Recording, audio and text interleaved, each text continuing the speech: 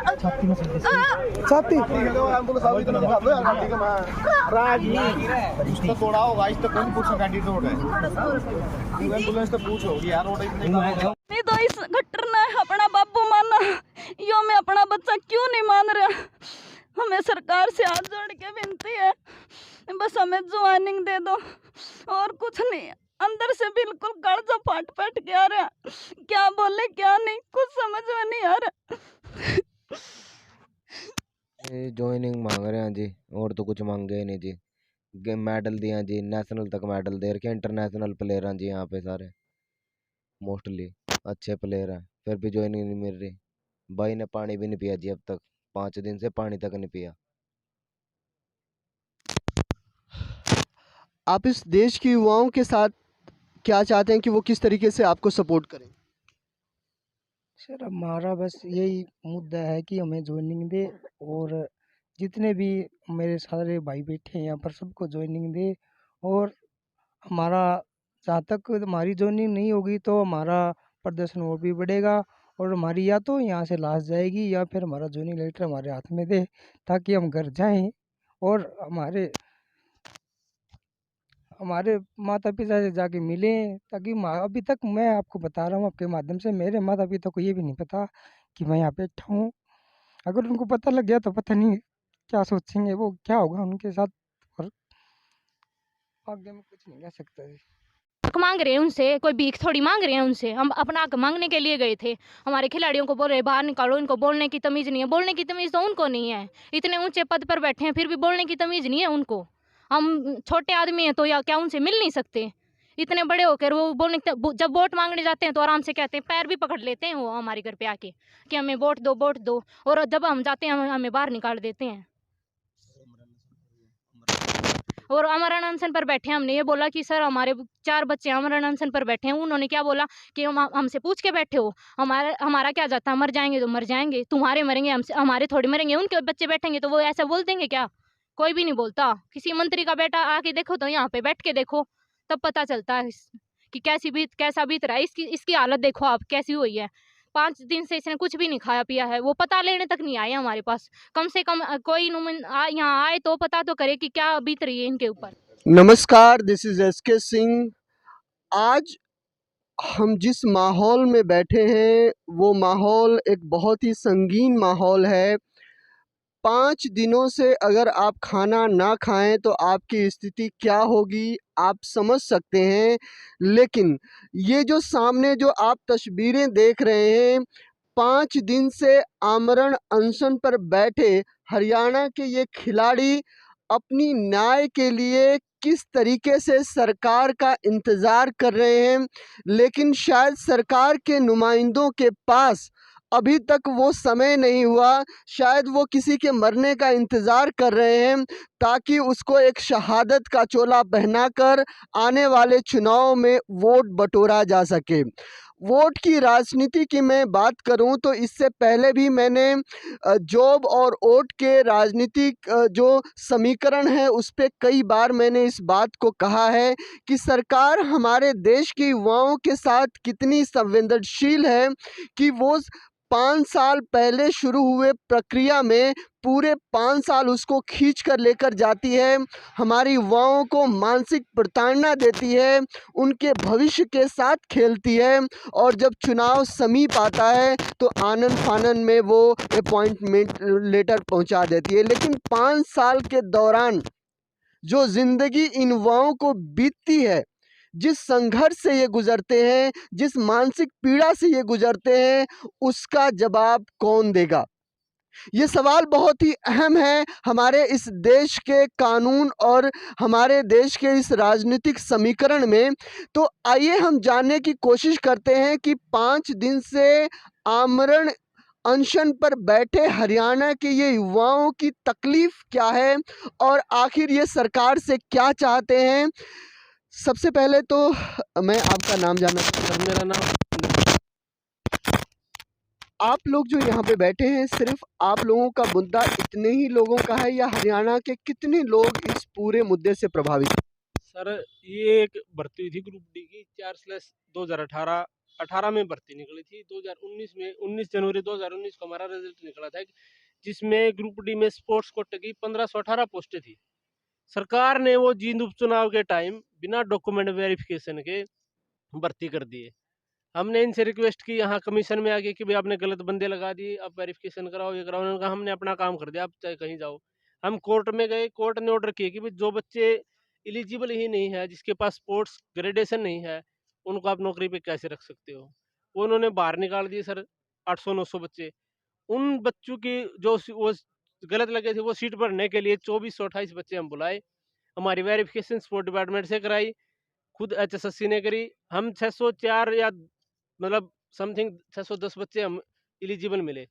ये 610 बच्चों का मामला है ज्वाइनिंग का, तब से पेंडिंग है जी 2019 से। हम यहाँ बहुत दिन से घूम रहे, हर जगह सरकार के हर एक नुमाइंदे से हम मिल चुके हैं। पीछे भी हमने धरना लगाया था, आमरण अनशन शुरू किया था। CM साहब के OSD जवाहर यादव जी यहाँ आके हमें आश्वासन दे के गए थे कि आप हमारी वीडियो बना लो, कुछ भी फोटो ले लो, हमारे बयान आप नोट कर लो कि 15 दिन के अंदर CM साहब की घोषणा आपको ज्वाइन करा देंगे 600 खिलाड़ियों को। लेकिन वो सिर्फ आश्वासन ही है आज तक। हम बिल्कुल परेशान होके थक के हर जगह इनसे रिक्वेस्ट करके अभी हमें घुमाया जा रहा है कि आपका डिपार्टमेंट स्पोर्ट डिपार्टमेंट में आपकी वेरिफिकेशन चल रही है। हम वहाँ पूछने जाते हैं जी कौन सी वेरिफिकेशन रहेगी, कब तक चलेगी। कहते हैं हमारे पास कोई वेरिफिकेशन नहीं है, हमने HSSC को भेज दी। HSSC जाते हैं, वो कहते हैं कि स्पोर्ट डिपार्टमेंट ने आपकी वेरिफिकेशन नहीं भेजी। सिर्फ गुमराह किया जा रहा है, टाइम पे टाइम दिया जा रहा है, सिर्फ आश्वासन दे के बैठाया जा रहा है।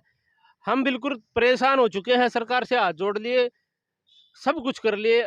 अब यही रास्ता, यहाँ तो यहाँ से हमारी लाश जाएंगी। हमारे भाई बहन जो भी आमरण अनशन पे बैठे किए बिल्कुल कसम खा रखे, हम या तो ज्वाइनिंग लेके जाएंगे या फिर यहाँ से हमारी लाश जाएगी जी। बिल्कुल ये स्थिति है। बिल्कुल 5 दिन से 2 लड़कियों की हालत है, बिल्कुल लड़की है प्रीति, हमारी जो बहन जो बैठी है वहाँ, उसकी हालत बहुत ज़्यादा खराब हुआ है, अब भी एडमिट है हॉस्पिटल में सर। अगर उसको कुछ हो गया ना तो सरकार जिम्मेवार होगी उसकी, ना कि हम होंगे। हम बिल्कुल परेशान होके बैठे, किसको शौक है सर 5-5 दिन भूखे बैठे रहने का। और पता नहीं अब तक सरकार को क्यों होश नहीं है कि आगे कब तक बैठना पड़े। सवाल बहुत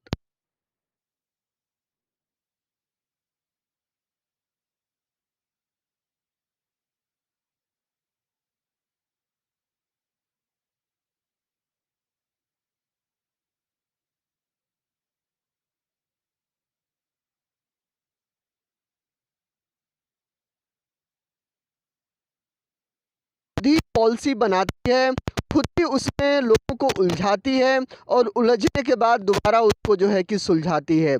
जो जिक्र हुआ अभी जींद उपचुनाव का कि उपचुनाव में वोट बटोरने के लिए इस पूरे सरकारी तंत्र में जो इतने महंगे महंगे सैलरी पर बैठे हुए जो अधिकारी हैं, उनको इतनी समझ में नहीं आई कि जो ये आनन फानन में वोट लेने के लिए जो भर्तियां कर रहे हैं, उसकी प्रक्रिया को वो अच्छी तरीके से पूरी करें, ताकि उसके बाद जो भर्तियां होनी हैं उसमें बाकी लोगों का भविष्य जो है वो खतरे में ना पड़े। लेकिन उनको देश के युवाओं के साथ क्या, उनको तो सिर्फ अपनी राजनीति में वोट लेने से मतलब है।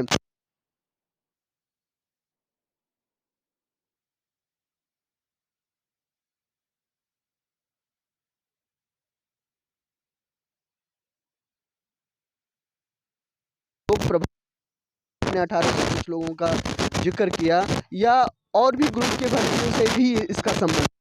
तो सिर्फ ग्रुप डी से है सर, जो 2018 से जो भर्ती चल रही है उसी की पोस्टें बची हुई हैं। अब 1500 बच्चे लगाए, उनमें से 900 बाहर हो गए, तो सर बचे कितने? 600 बच्चे। 600 नौकरी कर रहे हैं, 900 योग्य बाहर बैठे हैं सिर्फ ग्रुप डी के लिए। हम तो ग्रुप डी के लिए बैठे हैं, इसमें और किसी भर्ती का कोई इन्वॉल्व नहीं है सर। एक भर्ती के बच्चे सिर्फ इतने बच्चे 600-700 बच्चे बैठे। तो ये जो इतने बच्चे प्रभावित हैं, इनकी प्रक्रिया, जो भर्ती की प्रक्रिया है, वो कौन से ईयर से शुरू हुई थी? 2018 से सर भर्ती प्रक्रिया शुरू हुई थी। 2018 के बाद इसमें टोटल बच्चे कितने थे, कितने को उन्होंने ले लिया है और कितने बाहर हो गए हैं? 1518 पोस्टें थी सर, उन्होंने 1518 सीधे मेरिट उठा के भर दी। जैसे किसी बच्चे ने NCC का सर्टिफिकेट लगा दिया तो क्या वो स्पोर्ट्समैन थोड़ी है, उसके पास एलिजिबल स्पोर्ट्स ग्रेडेशन होना चाहिए। जो सर्टिफिकेट उसने नेशनल खेला, इंटरनेशनल खेला, उसकी सर ग्रेड बनती है A B C और D ग्रेड। उसके पास कोई ग्रेड नहीं है। एनसीसी वाला स्पोर्ट्समैन कैसे हो गया उसकी? अब एक खिलाड़ी से तो एक जो बच्चा पढ़ने वाला वो ज़्यादा नंबर लेगा सर, सीधी सी बात है, लेकिन वो एलिजिबल तो नहीं है जब उसके पास ग्रेडेशन ही नहीं है। तो उसने उन्होंने तो सिर्फ मेरिट देखी, डॉक्यूमेंट तो नहीं देखे। अब बाद में उनको बाहर निकाल दिया। हम तो 5 साल पहले लगने चाहिए थे, आज भी हम उसी स्टेज पे बैठे हैं, बस हमें ज्वाइनिंग नहीं मिल रही। अगर हम एलिजिबल नहीं थे तो इन्होंने हमारे डॉक्यूमेंट वेरिफिकेशन के लिए हम क्यों बुलाए 2400 बच्चे? इनके पास पोस्ट नहीं थे। सारा कुछ होते हुए भी, सारा कुछ प्रक्रिया करवा के लास्ट स्टेज पे हमें खड़ा कर रखे कि ज्वाइनिंग नहीं देनी। पता नहीं कब देंगे या फिर मनसा क्या है, हमें भी समझ नहीं आ रही सर। हर जगह रिक्वेस्ट कर चुके हैं हम। अभी जो ये 2018 से जो भर्ती की प्रक्रिया आप लोगों की चल रही थी, तो अभी जो मेन पेंच है इसका वो कहाँ अटका हुआ है? अभी मेन ये अटका हुआ है जी, एचएसएससी कहती है जो गलती हमने एक बार कर दी कि बिना वेरिफिकेशन के हमने बंदे लगा दिए नौकरी, ठीक है, वो गलत निकले तो हम आपकी वेरिफिकेशन कराएंगे स्पोर्ट डिपार्टमेंट से। ठीक है जी, करा लो। उन्होंने भेज दी वहाँ वेरिफिकेशन। अब वो करें हमने तो करके वापस भेज दी, ये करें हमारे पास वापस कोई वेरिफिकेशन नहीं आई तुम्हारी, इधर से उधर घुमा रहे हैं जी। स्पोर्ट डिपार्टमेंट एचएसएससी इनके बीच में हमारा मामला बिल्कुल अटका हुआ है, और एक इधर से उधर भेज देते हैं, उधर से इधर बस। अगर जो बात आप कह रहे हैं, जो इतने आईएएस और इस तरीके के रैंक के लोग जो गवर्नमेंट में बैठे हुए हैं, इतने बेवकूफ़ तो हैं नहीं वो कि इतनी एक कॉमन सी समझ जो आपको समझ में आती है उनको समझ में ना आई होगी।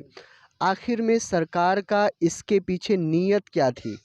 सारा जो मामला उलझाने की जो नीयत थी वो क्या क्यों थी? ऐसा क्यों सरकार कर रही है? सर क्या बताएं, तो हम तो ना तो सरकार के विपक्ष में है, ना हमें कुछ लेना देना इन चीज़ों से। हमें अपनी नौकरी से मतलब है जी, नौकरी बस पता नहीं क्यों कर रहे हैं ऐसा।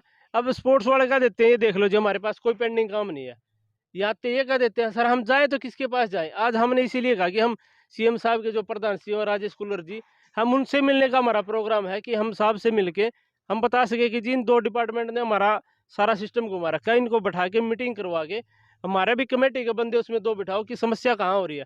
हम एलिजिबल हैं, सारा कुछ है, हमारे डॉक्यूमेंट सारे पूरे हैं, तो हमें ज्वाइनिंग क्यों नहीं करा रहे?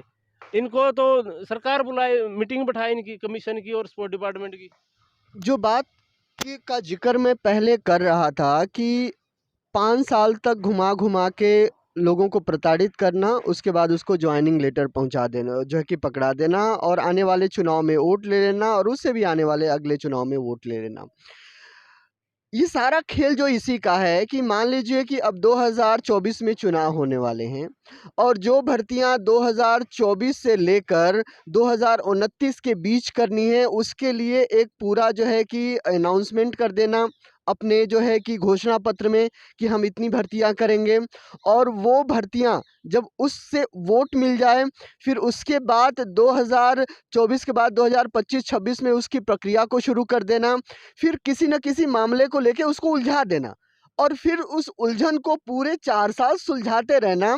तो कहीं न कहीं बीच में अगर मान लीजिए कि उस उपचुनाव में ये प्रक्रिया कोर्ट में नहीं उलझी होती, अभी ग्रुप सी की भर्तियों का अभी जो ब्यौरा आया था और वो पूरे 3-4 साल तक उसको सरकार ने उलझाए रखा, लेकिन जब धरना प्रदर्शन हुए, जब उन जो है कि 3200 जो नौकरियों का सवाल था, जब उनका उग्र रूप हुआ, तो अचानक कोर्ट ने उसको सुलझा भी दिया। तो ऐसा क्या होता है? ये सारा खेल कोर्ट का नहीं है, ये सारा खेल वोट की राजनीति का है। तो कहीं न कहीं इस राजनीति में ये सारे जो है कि युवा पीसे जा रहे हैं। मैं ये जानना चाहूँगा कि अभी जो लास्ट टाइम में मुख्यमंत्री या मुख्यमंत्री के नुमाइंदों के द्वारा जो आपको आश्वासन मिला है, वो क्या मिला है? कब बात हुई थी और क्या बात हुई थी? कल सर हम एचएसएससी चेयरमैन साहब से मिले थे जी। उनसे हमने पूछा जी कहाँ हमारा मामला कहाँ अटका हुआ है? कहता हमने स्पोर्ट डिपार्टमेंट से आपकी वेरिफिकेशन नहीं आई। सर कितना टाइम और लगेगा? कहते 2 हफ्ते का टाइम लिया। सर हमें टाइम पे टाइम ही देते जा रहे हैं। अब 2 हफ्ते और बोल दिए, 2 हफ्ते बाद कौन सी गारंटी है कि 2 हफ्ते बाद हमें ज्वाइन करा देंगे? या तो लिख दे ये 2 हफ्ते लास्ट है, हम कुछ नहीं करेंगे। 2 हफ्ते के बाद फिर बोल देंगे कि 1 हफ्ते का टाइम और ले लिया। सिर्फ ये प्रक्रिया चल रही है। हम चेयरमैन साहब से कल मिले थे और अब राजेश कुल्लर जी से मिले थे 1 हफ्ते पहले। उन्होंने कहा था आपका हफ्ते 10 दिन में ज्वाइनिंग हो जाएगी, लेकिन हो तो नहीं रही सर। सवाल एक बेहतर भविष्य बनाने का नहीं है, सवाल सिर्फ एक बेहतर भविष्य के नाम पर कितने समय तक सत्ता बनाए रखने का है, ये सारा खेल है।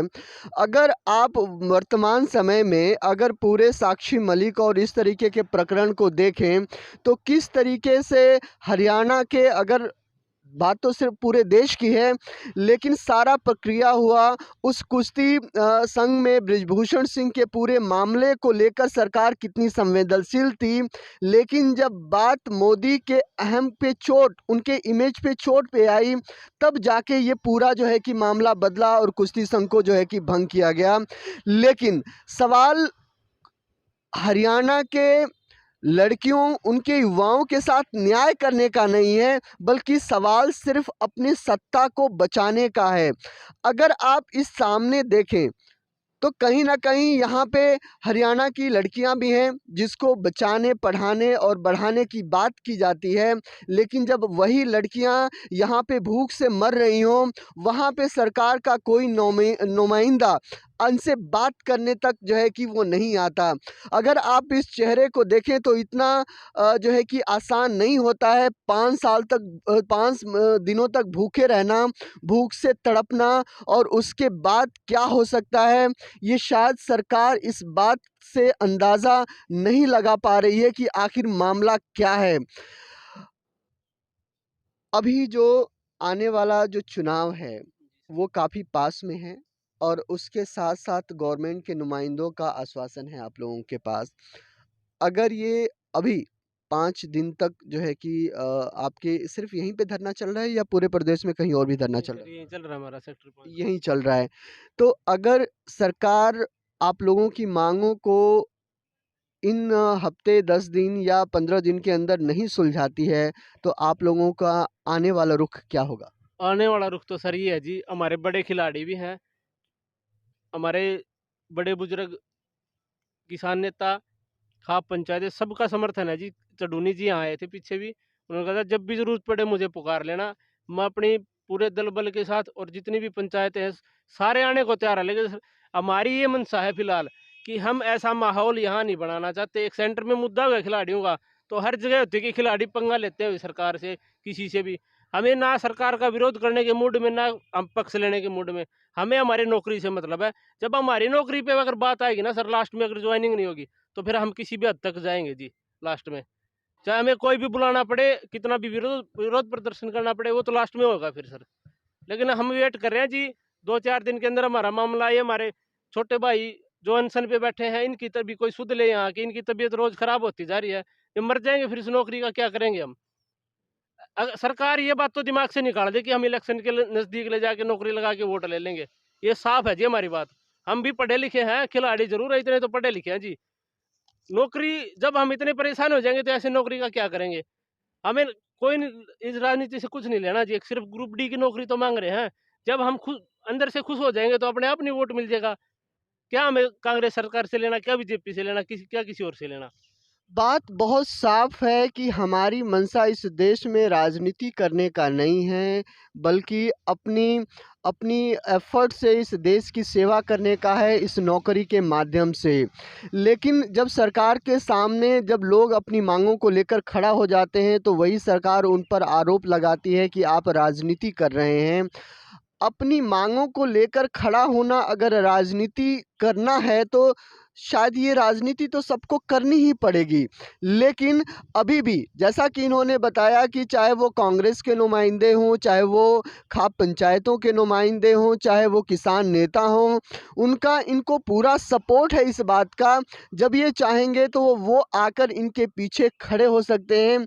लेकिन ये लोग चाहते नहीं कि ये पूरा मामला राजनीति के जो है कि गलियारे में जाए।